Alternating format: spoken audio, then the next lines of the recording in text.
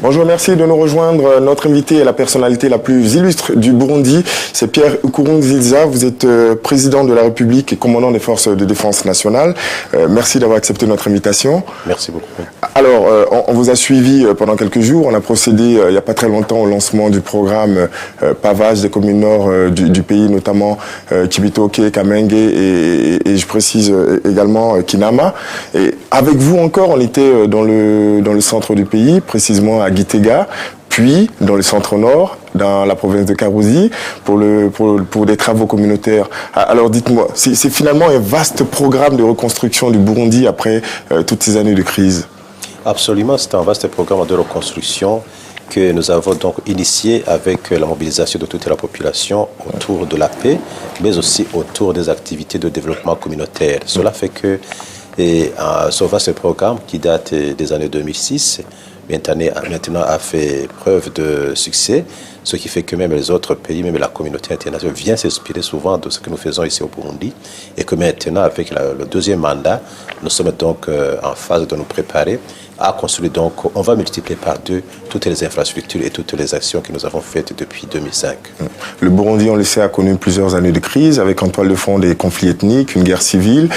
Vous avez été l'un des membres influents de la rébellion au sein des forces de défense pour la démocratie, FDD. Aujourd'hui, est-ce que vous avez un regret d'avoir participé à une rébellion? Quelle a été votre motivation à rejoindre le maquis, Excellence?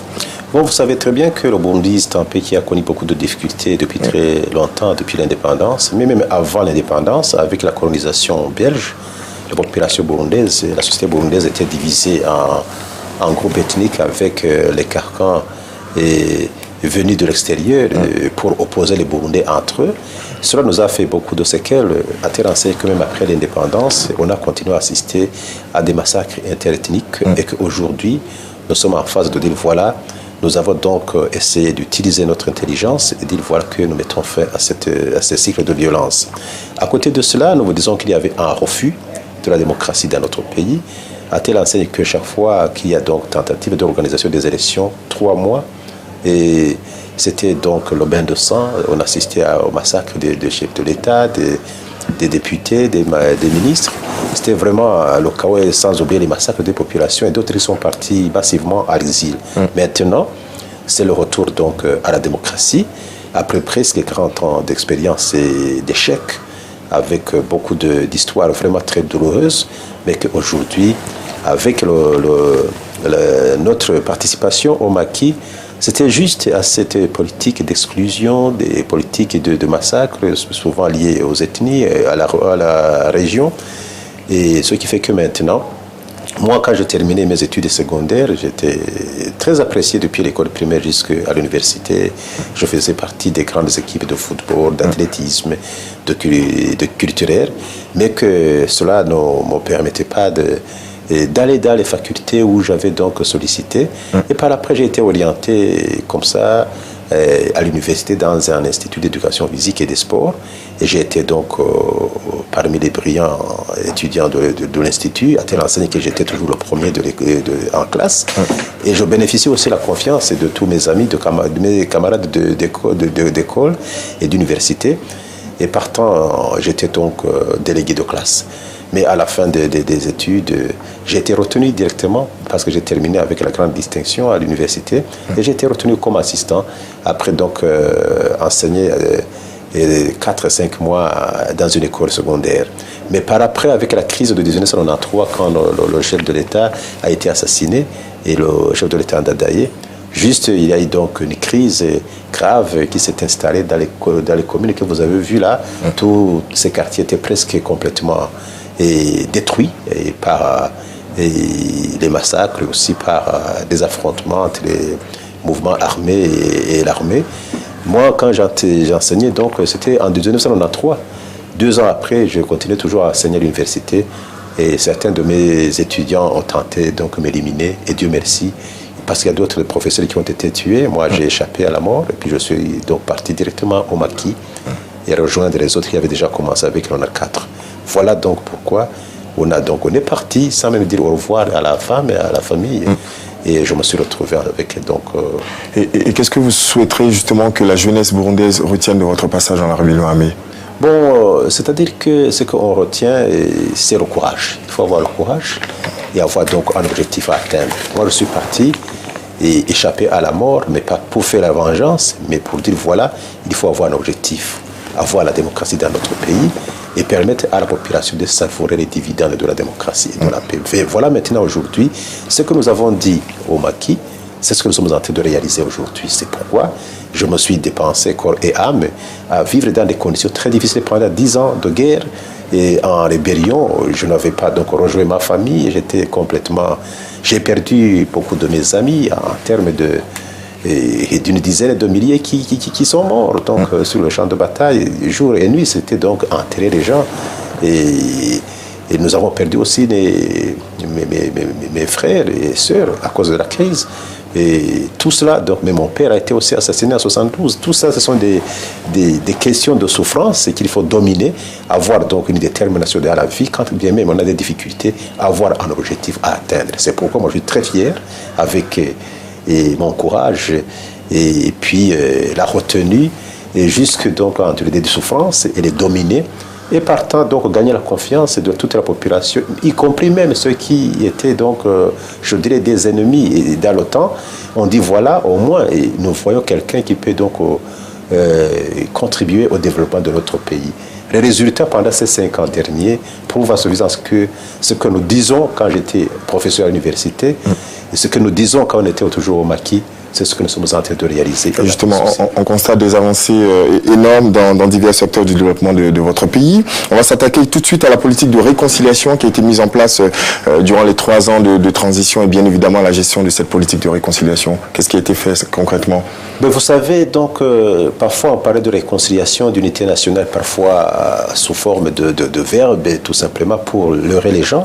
Mais nous disons que la bonne réconciliation passe directement par des actions concrètes. C'est pourquoi on a fait donc des actions très vigoureuses, très vraiment courageuses. La décision, par exemple, de renoncer à la guerre et puis dire, voilà, nous rejoignons le processus de négociation et pour nous mettre aux côtés de nos frères et nos ennemis d'hier, pour négocier, dire voilà qu'il y a possibilité de trouver des solutions. Et ils ont vu qu'avec nous, il y a aussi donc la chance de reconstruire le pays. C'est pourquoi on a dit voilà, nous nous mettons à la construction de notre pays. On a formé d'abord l'armée nationale. Donc on a fait la fusion. Toutes les tendances. Selon quel mot? 50% de Hutus, 50% de Tutsis? Oui, c'était donc sur base des principes d'accords d'Arusha, mais aussi des principes d'accords de cessez-le-feu qu'on a signé avec le gouvernement. En 2003? Oui. Et puis, ce qui est très important, c'est que nous sommes venus les premiers à mettre en application, et sans aucun incident jusqu'à aujourd'hui, c'est vraiment l'intégration à l'armée, à la police, où on a donc mis ensemble les anciens ennemis d'hier, et avec succès. Et nous étions toujours, donc, on jouait toujours le rôle d'avant-garde pour la réussite de ce processus. Ce qui fait que maintenant, nous montrons que la réconciliation a commencé à travers l'armée. Et l'armée, ça a été vraiment la clé, parce que même les politiciens utilisaient l'armée pour diviser la population et parfois exclure aussi les autres de l'autre ethnie. Mais aujourd'hui, toutes les tendances, toutes les composantes ethniques et régionales se retrouvent dans l'armée et dans la police. C'est ça la réconciliation réussie. Quand on a une armée réellement nationale, une armée réellement républicaine, tout le monde suit.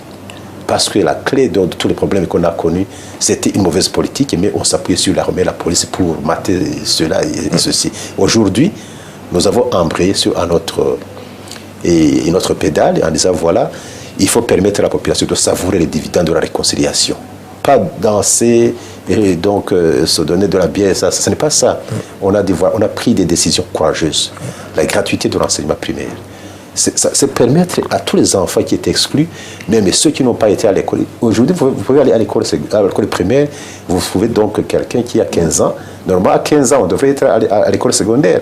Mais il y a des gens qui ont commencé la première année étant à 12 ans. Et vous voyez, c'était pour montrer combien la population, ceux qui étaient exclus, avaient maintenant l'engouement d'aller à l'école. Donc il y a eu l'armée, également le gouvernement, qui a subi ce mode de partage du pouvoir aussi, on va le dire, parce que 60% de Hutus, 40% de Tutsis, plus de 30% de femmes à l'Assemblée nationale.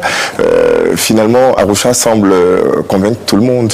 Bon, ce sont des principes qui ont contribué à mettre sur pied une nouvelle constitution qui répond aux difficultés du pays, mais aussi la politique et d'à côté les structures politiques et institutionnelles. Il y a la volonté politique, c'est ce que je disais, la gratuité de l'enseignement primaire pour permettre à tous les enfants. Quand on a fait cette gratuité, on a vu que l'effectif a presque triplé. Cela montrait que chaque année, on perdait autour de 500 000 jeunes enfants qui n'allaient pas à l'école. Imaginez-vous, fois 40 ans, ce sont des millions de gens qui n'ont pas pu fréquenter l'école. Alors, aujourd'hui, tous les enfants se retrouvent à l'école. On a pris la gratuité des soins de santé pour les enfants moins de 5 ans, pour les femmes enceintes. C'est pour tout le monde, c'est tout le pays qui en bénéficie. On a aussi pris d'autres mesures courageuses qui ont permis à ceux qui avaient fui le pays de retourner donc dans leur propriété et partager avec les autres qui sont restés sur place. Vous voyez, il y a une dynamique de réconciliation en action et non pas uniquement en parole. Qu'est-ce qu'on fait des conclusions du travail du comité de pilotage tripartite? Bon, nous disons que ça, c'est le fait de l'histoire. L'histoire, donc, nous renseigne que nous devons préparer notre avenir à partir du passé. C'est pourquoi ce comité, donc, essaie de travailler à la société civile, il y a le gouvernement, il y a les Nations Unies. C'est pour voir comment on peut, donc, une fois pour toutes, connaître les grands problèmes que nous avons connus dans le passé et partant, donc, construire une nouvelle, donc, un avenir meilleur. C'est pourquoi nous disons que ce comité, c'est comme une petite équipe de préparatoire qui a rencontré la population, beaucoup de consultations au niveau national, mais qui après vont constituer un rapport que nous allons donc essayer de disséquer et voir ce qui est donc qui peut donc construire donc l'avenir de notre pays. Le retour de la paix donc définitif au Burundi? Et sans doute ça parce que c'est la phase finale pour. Quels en sont les gages? Les gages sont là parce qu'on a déjà les acquis. Les acquis, il y a une armée, on a donc une bonne politique de vertu. Au Burundi, on n'avait pas fait d'élections qui permettaient à la survivance des institutions. Aujourd'hui, nous sommes donc en phase de vivre les dividendes de cette paix, de cette démocratie. Je suis élu président de la République pour le 2e mandat.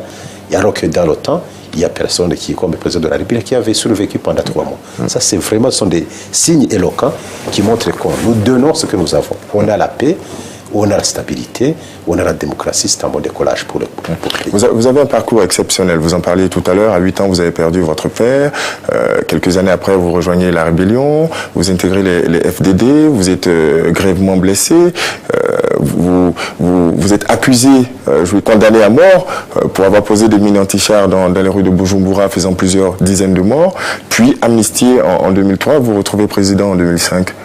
Bon, je dis que le passé était donc jonché d'injustice sociale, d'injustice au niveau du fonctionnement de l'État. Nous disons que c'est surtout tous ces parcours montrent que la population burundaise avait trop souffert. Moi, je vous dis par exemple, imaginez-vous, en 72, on a condamné plus de 300 000 personnes à mort. Comme ça, une justice collective et sans base juridique, on a condamné tout le monde a été exécuté. 300 000. Il y a des intellectuels, il y a des commerçants, il y a des élèves, les étudiants. La plupart, on les a enterrés vifs et on les faisait sortir des classes et des écoles. Et nous avons donc ici à côté, un peu partout, des fosses communes où on a enterré des gens qu'on a condamnés comme ça. Et 300 000 morts comme ça.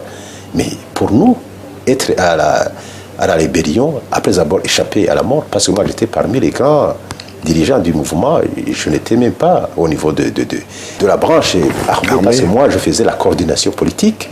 Mais dire que la justice burundaise s'était prononcée comme quoi nous sommes condamnés à mort, c'était normal, parce que, mais à défaut de nous condamner, on avait échappé à la mort, c'est normal. Vous voyez, il y a des tactiques que des gouvernements ou des institutions injustes et qui ne sont pas donc...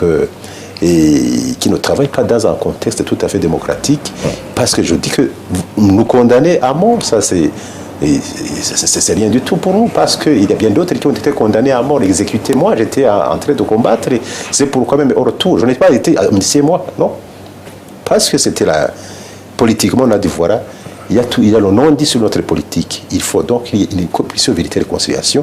Je pense très bien même que ceux qui ont, par exemple, tranché, fait donc une telle sentence, donc le moment venu, n'hésite pas souvent de dire, voilà, on était sous pression de la politique, des gens qui disaient, voilà, faites ceci pour disqualifier psychologiquement cette personne qui était en train donc, de nous combattre. C'était comme ça.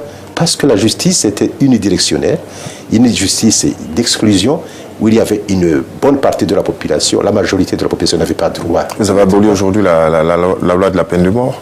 Oui, absolument. On a enlevé donc la peine de mort, mais tout en sachant qu'il y a beaucoup de réformes que nous avons initiées au niveau de la justice. Ils ont accepté.